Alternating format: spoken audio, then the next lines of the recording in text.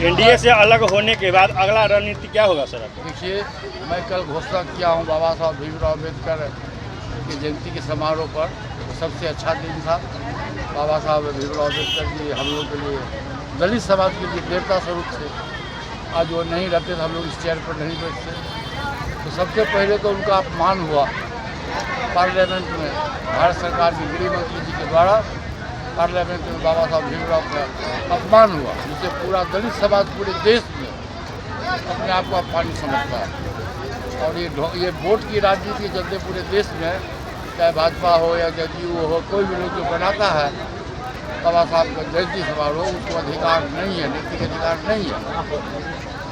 और हमारी पार्टी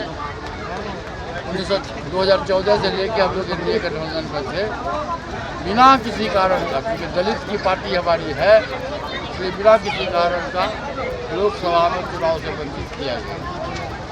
और फिर भी मैंने राष्ट्र हित में, देश हित में, व्यक्तिगत हित को माइनस किया और मैंने एनडीए गठबंधन को बहुमत दिलाने में मैं काम किया।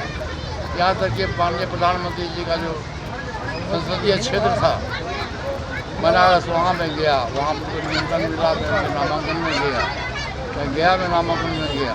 चुनाव जीतने के बाद एनडीए के लोगों ने कहा कि बिहार में 5 पांडव ही एनडीए गठबंधन में हैं, उसमें हमारी पार्टी का कहीं जिक्र नहीं था। इसलिए मजबूरन कल मैंने घोषणा किया बाबा साहब के जयंती के अवसर पर कि मैं एनडीए गठबंधन शामिल साथ छोड़ रहा हूँ। किसके साथ जाएंगे? तेजस्वी यादव के साथ जा सकते हैं? मैं बिहार की जनता के साथ हूँ और हम अपने पार्टी का संगठन, अभी 6 महीना चुनाव का है भाई साहब, हम अपने पार्टी के संगठन को मजबूत करेंगे। पूरे जिला में हम जाएंगे, घूमेंगे, पार्टी के संगठन को मजबूत करेंगे। और जब समय आएगा, अरे 2 ही गठबंधन है देश में, बिहार में, एक एनडीए गठबंधन है, दूसरा इंडिया गठबंधन है, जिसमें तेजस्वी जी की पार्टी है। तो शुरू से मेरा रिश्ता आदरणीय उस समय मुख्यमंत्री हुआ करते थे लालू प्रसाद यादव जी, उनसे मेरा रिश्ता शुरू से रहा।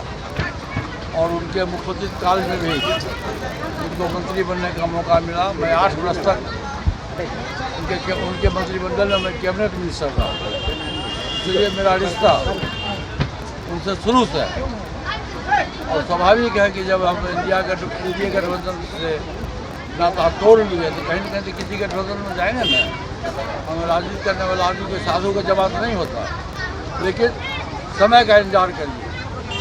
हम अपनी पार्टी के संगठन को मजबूत करेंगे। हम पार्लियामेंट्री बोर्ड की बैठक बुला करके, कार्य समिति की बैठक बुलाएंगे। उसमें जो पार्टी की राय होगी, जो बहुमत की राय होगी, उसके आधार पर हम किस गठबंधन में जाएंगे। हम आपके जुलाई के अंत में आपको हम बताएंगे। एनडीए में सीट बंटवारे को लेकर खटपट अभी से ही दिखना शुरू हो गया है। जीतन राम मांझी ने 30 सीटों की मांग कर दी है। एनडीए की सरकार बिहार में नहीं मिलेगी, मैं आपको आज कह के जाता हूँ। देखिए, पूरे बिहार, पूरे देश में दलित समाज जो है वो भाजपा से खिलाफ, और पूरा माइनॉरिटी मुस्लिम समाज भाजपा के खिलाफ, और जो छोटी छोटी जातियाँ हैं बिहार में यादव जाति है, वो भाजपा के खिलाफ। तो भाजपा के खिलाफ